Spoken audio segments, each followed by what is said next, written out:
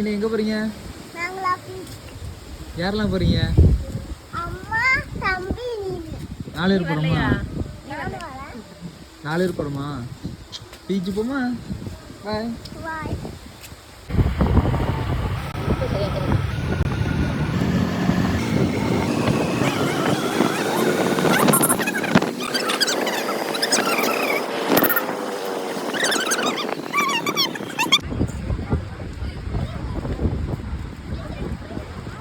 நாங்களா ரஸ்தா காட் வந்தோமா, அதனால நாங்க சாப்பிட்டு சாப்பிட்றதுக்கு தான் நாங்கள் எந்த பீச்சுக்கு அடிக்கடி வர தெரியுமா? ரஸ்தா கட்டு ஏக்கு இந்த மாதிரி பீச்சுக்கெல்லாம் வெளியே வர தெரியுமா?